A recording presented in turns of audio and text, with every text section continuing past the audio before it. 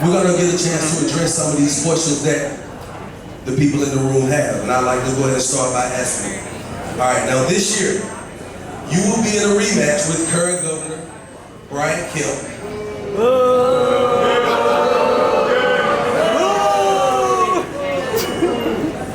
A lot of our people want to know, why are you running again for governor in 2022? Why do you believe the current governor is not the best leader for our state and for black men particularly? Thank you. So the question was, if you, it's okay guys, it's okay. Look, I'm the second of 6 children. I was like 25 before I heard silence. We're fine. So the question is, why am I running again? Why do I think that I should replace Brian Kemp? Why do I believe that I'm the best person, not only for the black community, but for black men in particular? Let's start with why I'm running. When I ran 4 years ago, it was because I had spent 11 years in the state legislature, and I want to acknowledge my friends who are both current and former legislators who are here. I grew up here, and I grew up in Mississippi and came of age in DeKalb County.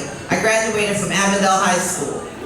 I lived on North Carter Road in Decatur, in unincorporated Decatur. I grew up understanding that there are parts of this state that are unseen by the leaders of this state. Yes. I grew up understanding that education is a passport, but for so many of our people, it never gets stamped. And I grew up knowing that for too long, the solution to crime, the solution to poverty, the solution to the challenges we face was simply to lock some folks up and ignore everybody else. I ran for governor because I know there's a better way to do the work.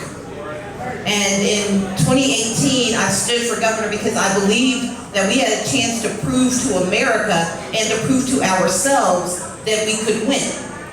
But we had to do something different. We had to reach into communities that have been too often left out of the political conversation. Yung Joc, you mentioned the fact that black people tend to be Democrats. That happens for 2 reasons. One is that the other party has been aggressive in denying us our rights and denying us access to opportunity.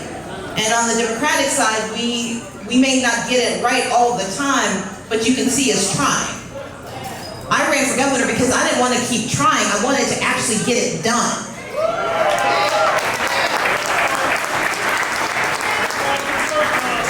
The governor of the state of Georgia is the most powerful person in the state, and it's one of the most powerful governorships in the nation.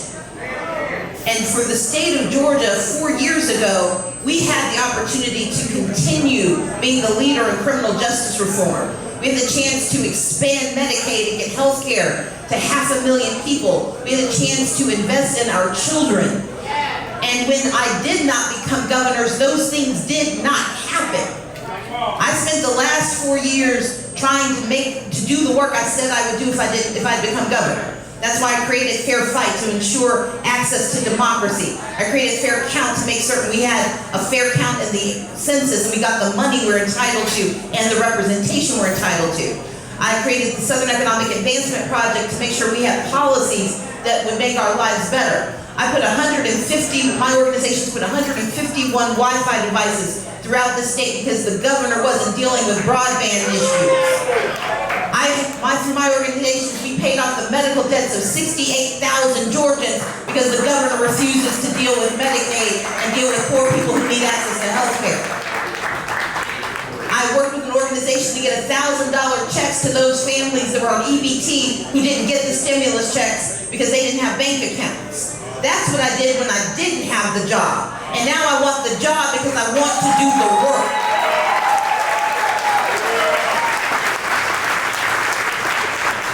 But I will not get this job if we do not show up. 4 years ago, I was an anomaly. No one really knew why I thought I could win.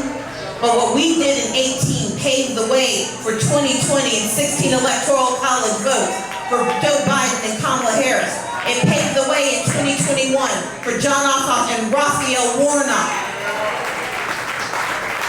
But the challenge is, and the reason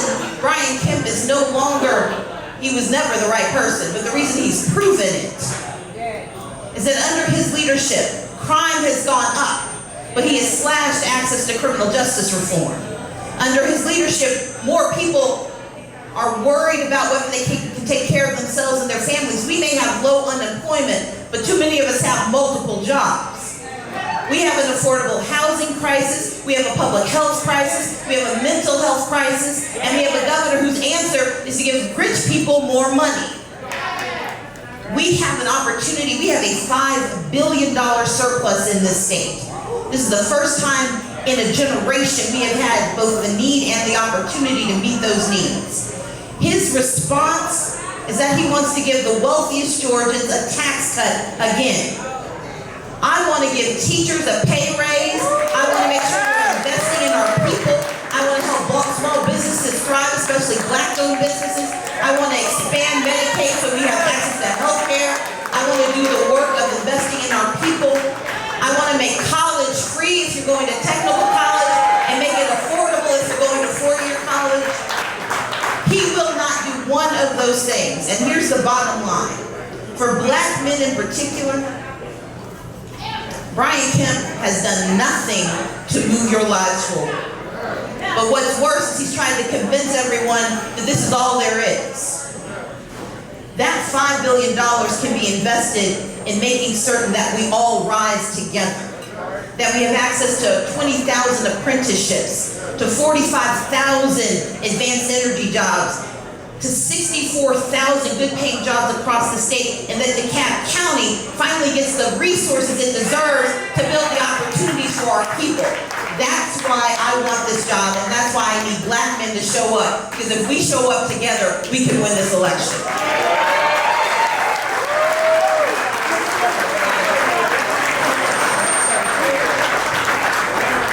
Okay. Now, we'll go to this next one. Now, throughout our community, Black people, specifically Black men, are told during every election on the local side of things, state and federal levels, to vote for candidates who are supposed to represent their interests. However, as Black men, we often don't see those changes impact us or those in our community. And we are feeling, I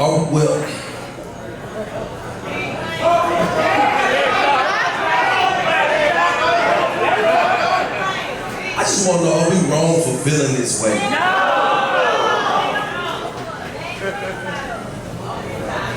Stacey, I'm asking, how do you think that feeling will change if you're in the governor's mansion? So, you're number one, people aren't wrong, Black men aren't wrong for feeling distanced from power. Because the fact that someone has a job doesn't mean they can always do the work. Having a title doesn't change reality. And in the state of Georgia, let's be really clear. We know what the president does.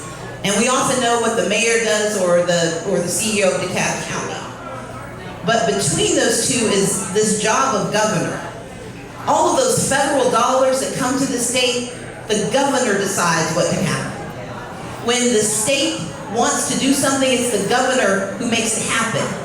But the corollary is also true. When Michael Thurman or Andre Dickens wants to do something, if they try to create a living wage in DeKalb County, the governor is the reason we can't have one, because in 2003, when the city of Atlanta passed a living wage law to finally close the wealth gap in Atlanta, we got it through the mayor's office, we got it through city council. The governor of Georgia the very next year passed a law saying it was illegal in the state of Georgia to create living wage laws. In 2017, when I was still in the legislature, one of my missions was the fact that if you were a returning citizen, if you'd gotten out of prison and come back to your community, you've been trained for a job that it was illegal for you to get. You couldn't get an occupational license in the state of Georgia. I worked with the governor to get legislation passed that finally made it legal for you to get a barber's training in prison and get a barber job when you got back to your community.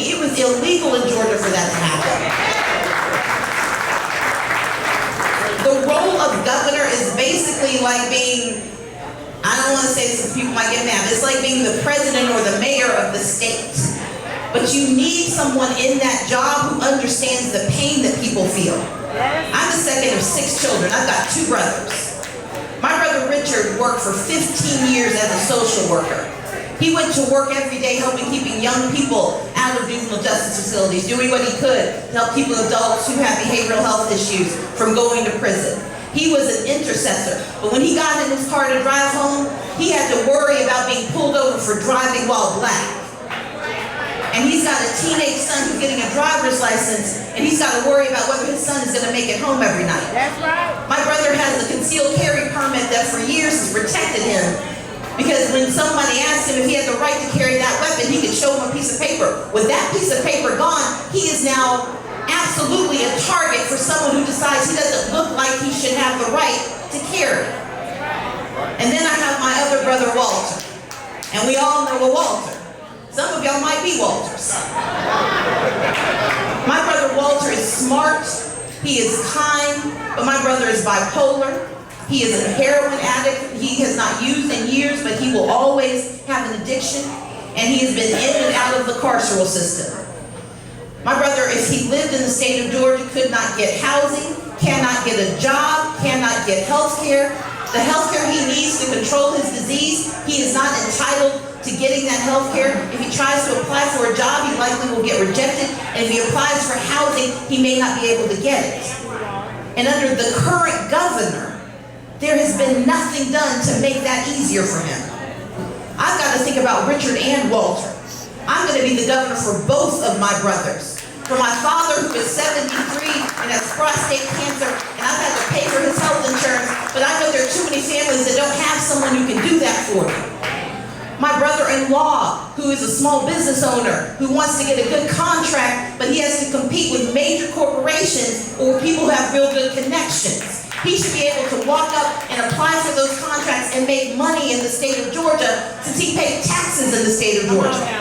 And my brother-in-law, I told you I've got a lot of siblings. And my other brother-in-law, who served 27 years in prison for a crime he did not commit.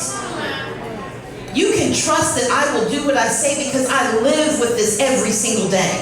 I am not running on a whim. I am running with a purpose.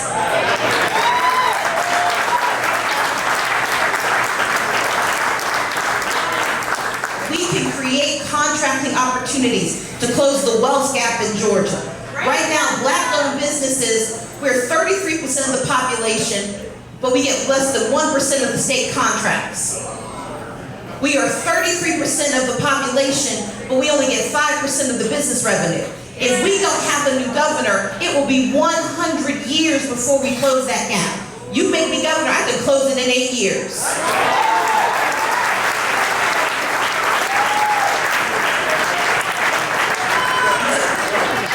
So what I would ask you to think about is, yes, you have been disappointed before, but you've never seen me before. There has never been. I am running for this office because I have prepared my entire life to do this work. Because I believe in our people. I grew up with struggle, but I also have seen opportunity, and I don't want it for myself alone. I know it's when you learn how a pathway to something, you can either try to hide the map, or you can go back and show everybody else how to get there. I want to come back and bring everyone with me, especially the folks in this room.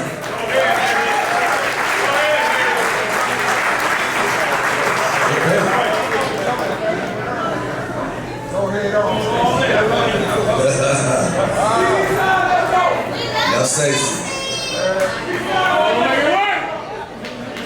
Now, as I kind of just gaze the room, I can see that there are many men in this room that provide for their families, have to be considered the quote-unquote head of the household, and they want more opportunities to start small businesses. They want the opportunity to get a better job so they can take care of their families and more. Now, I know it kind of sounds like you just answered it when you just spoke. But can you tell us what you do? You told us what you want to do. Tell us what you would do to create jobs in the state and to help small businesses. So let's start with high school. Right now in the state of Georgia, we offer erratically access to vocational schools, to vocational training. But we know that if you have an apprenticeship, there's some vocational jobs where you can be making $75,000 a year within a few years. Number one, I want to create 20,000 apprenticeships throughout the state of Georgia, making sure that our young people, while they're in high school and as they're coming out, if they don't want to go on to higher education, they should be able to earn while they learn a skill that they can then use anywhere across the state. Those apprenticeships will create middle-class opportunities and good-paying jobs. Right now, DeKalb County, we hear about the statewide unemployment rate, but Commissioner Larry Johnson today pointed out DeKalb County's unemployment rate is 8%, not 2.8%. We have too many of our people who cannot get those jobs because they haven't been trained for them and they don't know where they are. So the first responsibility is to make sure that we create apprenticeships and training for those jobs, and then we create more of those jobs in DeKalb County. Second stage, when you finish high school, you may not be ready to go to college, you may not want to go to a 4-year program. That's why I want to restore free technical college in the state of Georgia. But if you want a higher education, we should be in this with you. Right now, the state cherry picks which degrees you get to have and where you have to go to get those degrees. And shockingly, it rarely comes to our communities. I want to make it free across the board, across the state, for everyone, whether you're finishing high school or changing your mind or changing your job. But free technical college gives you the skills training that you need to increase your earning potential. And you shouldn't have to go into debt to get it done. Number 3, I want to make sure that we have need-based aid. We have so many of our young people who start college but can never finish. They can't finish because 42% of college students in Georgia are either food insecure or housing insecure. 40% of them are at risk of dropping out because they can't cover expenses. And that's because Georgia is one of only 2 states in the nation that does not provide need-based aid. Hope is good. I work to save hope. But hope needs a partner. We need hope too. You should be able to have a C and see your way to college anyway. You should be able to get in and make a mistake and not have to drop out. The current governor does not plan to do a thing for that. And if you are a black student in Georgia, you are the most likely to either not get hope, lose hope, or never have hope. If we create need-based aid and expand opportunities, more of our young people will be able to go to college and more of our adults will be able to go back to college. So that's the training side. Once you are ready to start your next phase of your life, I want to make sure that we create thousands of good-paying jobs. If we expand Medicaid, we'll create 64,000 jobs throughout the state of Georgia. And on top of that, I want to create between 20 and 45,000 advanced energy jobs that we can now pay for because of the Inflation Reduction Act that just passed. So that's creating jobs. But I want for folks who want to create their own jobs to have a chance. That's why I want to create an entrepreneur's learner's permit. If you are a big company, we roll out the red carpet for you. We fill out your paperwork. We get you loans. You get billions of dollars in tax incentives, but if you're a small business trying to get started like the Spice House, you are on your own. God bless you because the state won't. I want to change that. I want to make sure that we cut the red tape, that we help you pay those fees, that we get you started, and then we get you access to financing through a small business investment pool of $10 million. Now let's say you already got your business up and running. The state of Georgia does billions of dollars in purchasing, but we don't purchase from within our community. I'm going to instruct the Department of Administrative Services to set up monitoring to ensure that we are equitably purchasing services from black-owned businesses throughout the state of Georgia and every other community. We need to make sure that our population benefits from our tax investment. And then the last piece is this. We have contracts that get let. And you hear about these contracts, $2 billion, $4 billion. And right now we have what's called the prime sub approach. A big company gets to be the prime contractor, and then they get to pick who they want to work with as their sub. Basically, they get to build the building, and you get a girder. I want to create cluster contracts. When we take that $1 billion contract and we break it into smaller pieces so that multiple companies can bid together. That way you don't have to meet the procurement and bidding, you don't have to meet the bonding requirements like you're a mega corporation, but you actually get a $200 million contract that lets you grow into a $2 billion business. And as governor, I will make that so. Those are all things the governor of Georgia can direct on her own as the next governor of the state. I don't need legislation. I just need to have the right ideas and the right to get it done, and that's what I'll have as the next governor of Georgia.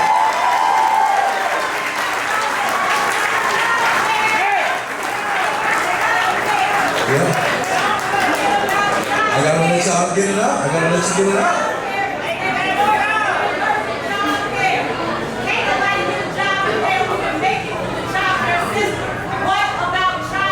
I think he was going to get to it, but I appreciate the question. So I'm going to answer, but I will tell folks we are going to take questions from the audience. But I am the only candidate who's actually, maybe he's listening, he knows I'm saying this. Number one, we have two challenges in Georgia. One is that we need to lift the income level for the CAPS program, which is what pays for childcare. I actually have a proposal to do so. We released it last week. We want to lift the CAPS so more people can access the CAPS program. But the other problem we have in Georgia is that we have a child care provider shortage. We have child care desert, so it's not enough to say you can have access if there's no one to look after your children. And so that's one of the reasons for increasing access to tech school and to vocational opportunities and to college, so we can train more people. But that's also the reason for the entrepreneurs, learners permit, and the small business investment, so we can have more people who can start their own child care businesses to provide the very services that you need. Because universal child care without child care providers is a lie. We've got to have both and, it can't be either or. That's why I want to create the Small Business Investment Fund. The Small Business Investment Fund will help child care providers get access to the financing they need, because they can't get it through a business loan. They can get it through the Small Business Investment Program. If you go to my website, I talk about it exactly for small business and small care providers. And as she said, she will get to questions after these questions we have, all right? Now, right now I feel like we're in a space where, let's just be for real, you turn on the news, we don't feel safe in Georgia right now. Let's be honest, let's be frank. It's getting out of hand. It's been out of hand, but it's really out of hand right now. I got 2 funerals coming up Saturday. One is a 16-year-old young man who I've watched from a child. And another is like my brother who I've watched from 2 years old. When it comes to the schools, Stacey, the restaurants, the grocery stores, and more, we gotta figure something out. I think the people in this room, by that outburst, definitely lets you know that we don't feel safe. So I'm gonna ask you, what is your plan to ensure that black men and their families remain safe in the state of Georgia? So we know, as with most conversations, there are multiple layers to this. So let's start with the basics. Let's start with the fact that in the state of Georgia, we are number 9 in the nation for gun violence. And gun violence is the number 1 killer of our children. That has happened because under the past 2 governors, they have weakened gun laws, expanded where you can take them, made it easier to get them, and made it harder to hold people accountable for having them. I will repeal criminal carry. I will repeal guns everywhere. I will make it safer to be a person in the state of Georgia, so you feel safe going outside, safe going to your parks, safe going in your communities. And I see these signs. And I understand how devastating it is to know that a loved one is not coming back, especially because the state has not taken their lives seriously. So I hear you. I'm gonna ask you to put those down for a second so people can see me behind you, but I do see you, and I want you to know I see you. Part one is addressing the issue of gun violence, but part two is addressing the fundamentals of crime. Crime tends to occur in communities that are grappling with want, deprivation, and poverty. When you shut down recreational centers so kids don't have anywhere to go, what do you think they're going to do? When they are hungry and they don't know where their next meal is coming from, and when their parents aren't home because they're working their second of 3 jobs, you can't then say, well, we don't have any parental supervision. Their parents can't be home because we're not making it possible for their homes to be safe. We need to make certain we are creating more affordable housing. We need to make certain that we're creating wraparound services for our kids while they're in school. We need to raise wages in the state of Georgia so people can afford to take care of themselves and their families. We have to recognize that gentrification does not mean you have to leave your neighborhood. Just because quality of life goes up doesn't mean your exit papers should be offered. I want to create a circuit breaker so we can enjoy the communities when they finally get the resources they've been owed for dozens of years. But anyone who tells you that the answer is to lock up gangs is not telling you the truth. That is one facet of the challenge. But let's also be clear, we have a complicated relationship with law enforcement. I want law enforcement to save my life and protect my community. But I also want them to be held accountable when the job is not done right.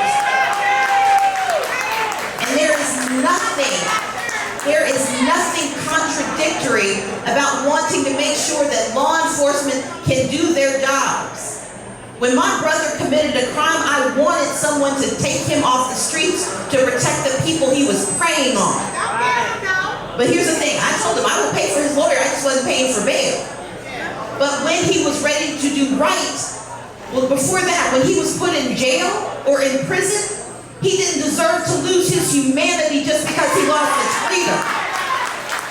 That is why I want to invest in making sure we actually have correctional officers who aren't preying on our people, but helping our people and protecting our people. And when they get out, when they are coming back into community, we need community supervision officers who want to help them on a road to redemption, not back to recidivism. And so you have to have a governor who's thinking about all of those pieces. Anyone who tells you we can be made safer with more guns on the streets and more black children in prison does not understand the problem. I have a history of working across the aisle to get this done, but more importantly, I have a commitment to doing this work because, as I told you, this isn't academic for me. This is Thanksgiving for me. I sit around the table because we have criminalized poverty here. And the solution to every problem cannot be putting people in jail. And the other piece of this is we cannot keep arresting people for being sick. When law enforcement is the #1 provider of mental health care in your state, you have a problem. If we expand Medicaid, we can actually make certain that we don't arrest people for being sick, we arrest them for being dangerous. And we get sick people the help they need, and that's my other plan as the next governor of Georgia.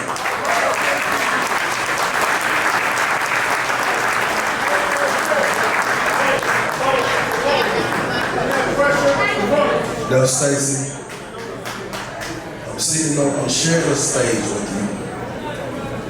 I'm sitting adjacent to you. And everything you're saying is powerful. I mean, it's great. I see how the people are reacting. This is something they want to hear, that they need to hear. They've been longing to hear. Correct me if I'm wrong. But I still feel like when I look around the room, and don't take this wrong way, there could possibly be some skepticism. And it's okay, because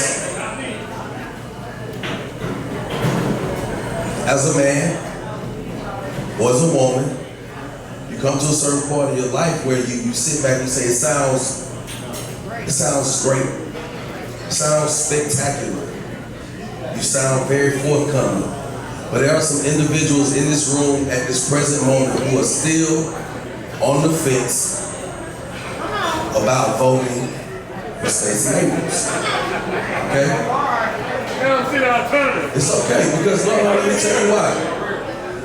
Because everything you're saying sounds 100. I'm not gonna hold you. I'm sitting there like, hey, can we put a voting machine here right now?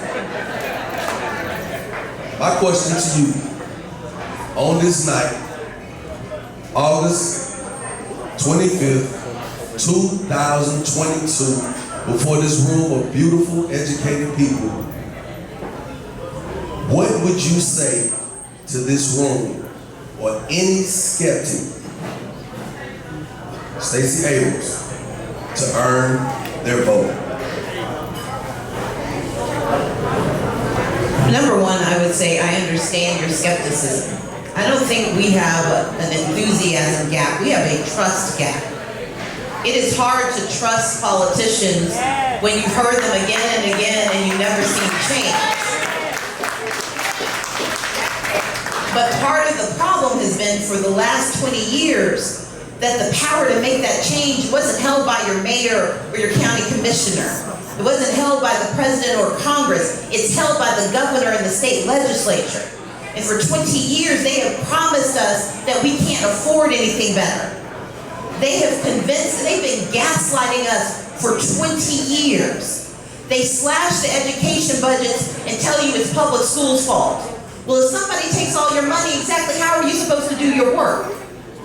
They will put people in prison and then say, well, people are dangerous. Well, if you don't provide any of the supports they need to stay on the straight and narrow, why would you be surprised if they went on the byways?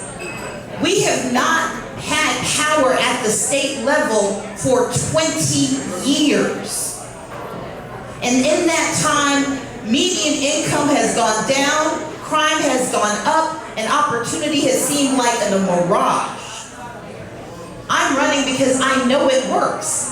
Maynard Jackson, when I talk about what we need to do for small black businesses, Maynard Jackson did it in the 1970s and created more millionaires in Georgia than at any time in our history. When I talk about criminal justice reform, Nathan Deal did it for 8 years. I worked with him to get it done. I'm the only candidate you'll ever meet that's actually read the entire code of Georgia. My friend Ron Mayo got there with Chairman Billy Mitchell could tell you, I'm pointing out that I have read all of the laws of the state of Georgia. I believe they will tell you that is true. And so I'm not coming at this with hope. I'm coming at this with knowledge and with purpose. But I'm also coming at it with a sense of urgency. And if I can get y'all to listen, if you hear nothing else I say tonight, this is why I need y'all to believe me.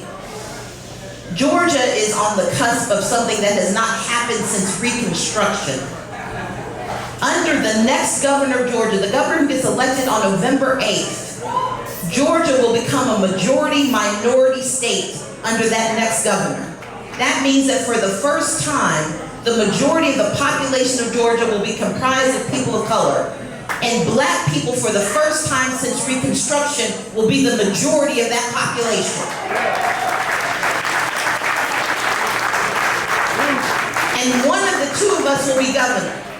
We've got a governor, we can either have someone who sees diversity as a threat or someone who sees it as a promise. I want this job because I know how to do the work, and I've proven it because I did the work when I didn't have the job. I built organizations, I raised money, I moved more than $700 million to small businesses through a small business I set up. I can tell you why we don't have banks that loan to our black businesses, and I can tell you how to solve it.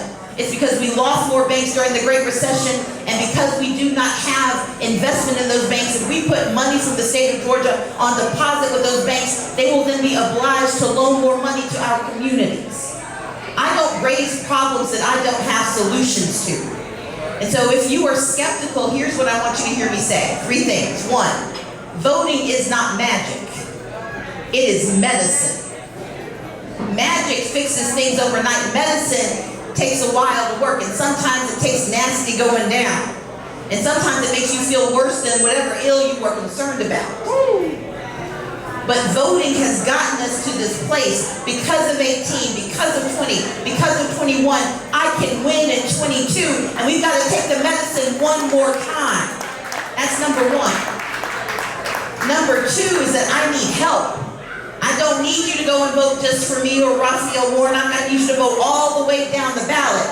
Just like any contract or like the instructions on your phone, the devil is in the fine print. We've got to go all the way down the ballot. I need help. I need state legislators. I need a Secretary of State who actually believes in voting rights. I need an Attorney General who doesn't sue to take away our rights. I need us to vote all the way down the ballot. But number three, I need you to talk to anyone who didn't come into this room, or more importantly, didn't think they belong in this room. DeKalb County has the ability to win this election. We've got the population, but we punch below our weight class. We have the ability to win this election, but we've got to believe we have the right to our resources. We've got $5 billion that can either be spent giving millionaires more money, or we can invest in our people. And the governor of Georgia is the person who makes that decision. I've told you what I want to do. And he's told you what he wants to do: tax rebates and property tax cuts. I want to invest in our children, our schools, our teachers, our communities, our businesses, and our future. But if you clap for me here but don't work for me out there, they will win without me, and we will be in the same place for 4 more years. And this is the thing to remember. We all went to high school. 4 years changes your future. 4 years can change the next 40. If we have the wrong governor in 2022, someone who doesn't believe a woman has the right to control her own body, someone who believes that we should not have access to health care, someone who thinks that guns everywhere is the right idea, someone who does not see us as vital parts of this society, then we are going to get what we pay for. Because voting or not voting, you're making a choice. And I need us to choose to rise together. That's why I need your vote. Thank you very much. Wow. And at this point, I definitely still have to say thank you to each and every one of you who were willing to get involved tonight, who were willing to come in here and sacrifice your time to listen to Stacey Abrams. Now what we're going to do, we're going to send the mic around, because there are a lot of people with a lot of questions. Please try your best to not add 3 questions into one. You know, ask a question, be as direct as possible. And yes, let's get this thing going. Yes, sir.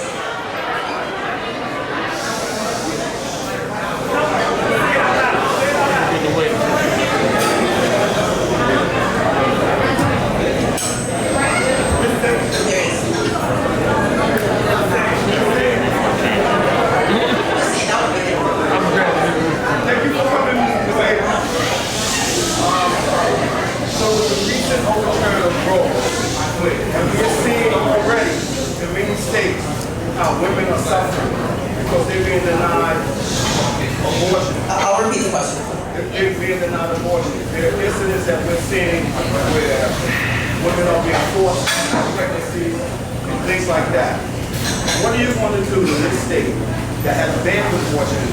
What are you going to do as governor to change that around? So the question is, given that Georgia has a 6-week abortion ban, one that puts women in jeopardy, and let's be clear, Black women have the highest maternal mortality rate in the nation in Georgia. Women have the highest maternal mortality rate in Georgia, but for Black women, it's 3 times higher. The question is, what can I do as governor to restore our rights and to give us back the right to control our bodies and our futures?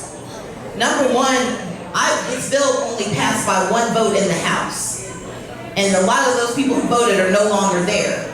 And if we do what I know we can do in November, we can replace a lot more of them. So we can repeal that bill. But here's what we need to understand. Regardless of what your personal opinion is about abortion, what this law says is that a woman can be investigated for a miscarriage.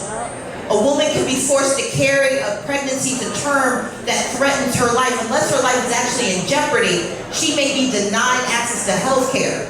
We have 84 counties that do not have an OBGYN, 82. We've got 64 counties that do not have a practicing physician. We've got 18 counties without a family doctor and 9 counties without a physician at all. And Brian Kemp and his minions and the people in that legislature said that you have to make a decision within 6 weeks before you know you're pregnant. My simple answer is this: it took a man to break the law, it's going to take a woman to put it right.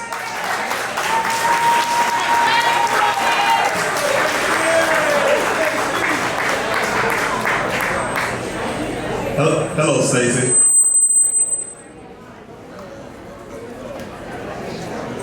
It's okay. All right, I'd like to yell real loud, okay? Hopefully you can hear me from way back here. All right. So, this is the thing. This is a conversation with the men here, and I'm going to say this. I think the heterosexual black man is becoming a minority. Okay? And the reason I say that, Obama tried to do my brother's keeper, and the black women didn't like that. He was trying to help the black boys and black men. Another thing is, I have a 21-year-old, first time voting. It's becoming harder for him to want to vote because what's going on now? We have a senator who's a Democrat in Maryland working for votes. Why? Why? I don't understand that. When Ice Cube went to Trump and Biden and he offered some solution as a black man, he said that, okay, I'll get back with you as an administration. So I'm not talking to you directly as the Democratic Party as a whole, but we got Nicki Minaj doing the interview. So how should black men feel? Because it's like the Democrat is being controlled mostly by black women. And with all stuff going on, from a black heterosexual man, it's tough. Okay. When you look at the hiring practices, when you have the quotas, you have 3 quotas: black woman, a woman, and a lesbian being met on the public. I see a situation where a black man who's a heterosexual might sue a company because the black family is my question. What is it that the black family that is a nuclear family, I need you to really hone in on what you can do to bring the family together. That's my question. Guys, folks, give me a second.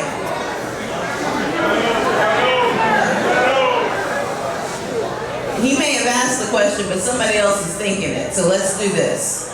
First and foremost, we live in a time when the nuclear family is going to have different iterations. And that's okay because the protection of civil liberties for anyone means the protection of civil liberties for everyone. So I want to begin with that as a threshold. But to your point, too often in our discourse, we do not center or talk about opportunities for black men. They are typically stereotyped into one of 2 conversations, either super successful or on their way to prison. And we leave out that middle space that the most men exist in, where they're trying to take care of themselves and their families, where they're trying to plan for their future. And my responsibility is to make certain that I'm having an authentic conversation about what that can look like. That's why I talk about education, because that is the beginning of the conversation. Education is the most transformative passport. And if we deny that education, we are denying access to almost everything that follows. And for our young black men, being denied that education right now means that they are more than likely being put into the school to prison pipeline, which is why we have to invest in our schools at rates we have never done so, including making sure we have more black men in the classroom as teachers and educators for those young people. Number 2, we've got to have pathways out of college, out of high school, making sure they have access to those trainings and those jobs that I mentioned into higher education. But then we also have to recognize that the laws in the state of Georgia do not always reflect the values of the state of Georgia. That's why you need new governors and new state legislators in that policy. He is refusing to deploy those funds. Under his administration, 60% of those who've applied for those monies have been told no. And so number one, so I'm explaining for everybody. So the first piece is that we have to actually deploy the funds that are there. But the second problem is Georgia has given landlords extraordinary power and given tenants very little power. In the state of Georgia, a bad landlord can kick you out of your apartment for being 30 minutes late with your rent, and you have no recourse. They can jack your rents up, they can refuse to fix your apartment, and if you complain, they can use it as a predicate for evicting you. We have to fix the housing laws in the state of Georgia. And part of fixing those laws is looking at whether or not evictions can be held against you for the length of time they currently are in the state of Georgia. But we've got to have both state and federal legislation, which is why it's so critical that we get Raphael Warnock back to the U.S. Senate and get me as governor, because that's part of the solution. But for your specific issue, what I do want to do is have you have a conversation with Justin. Justin, will you raise your hand? You'll find Justin. We have a community outreach component to our campaign, so I would love to be able to help you specifically with your question. But I need everyone to understand that the housing crisis in Georgia will not get fixed under this governor. He has basically allowed out-of-state corporations to buy up our housing and has given the power to those out-of-state corporations, and local governments have almost no power for recourse. I want to change the laws for habitability, the laws for curing your lease, the laws for how you can get access to housing, removing the stigma about how you pay for your housing, and actually put money into creating more affordable housing. I have a plan, he does not, and that's why I want to be the next governor of Georgia. Thank you all so much. I believe that concludes our question and answer section. We have one more question. Hey guys, here's the challenge. There is a comedy show at 9 and I am not funny. And so while this has been fantastic, here's what I'm gonna ask. I know you think if you keep that one insistent finger up, I will absolutely want to call on you, but everyone has that finger, so here's what we can promise. If folks, no, I'm very serious. If folks will go to my website and email me your questions, I will respond to every single question. But this is a borrowed space, and I can't make, do y'all want to cost this business owner his money? Okay. I'm sorry? I want to. Who's going to pay for which thing? Oh, okay, no, that's a great question, and this is the last question. We have $5 billion in our bank in the state of Georgia. You can pay for every single thing I have listed without raising a dime in taxes and have $300 million left over. And if you don't believe me, check my website. Actually, I put the spreadsheet on my website. You can check my math and you can check my plan. I promise you we can pay for everything. Thank you guys. And that concludes Stacey and the fellas. Thank you to the city of DeKalb County. Thank everybody who shared their time. Please, would you please give another round of applause for Stacey Abrams, the next governor of Georgia. Good people. Thank you and have a good night.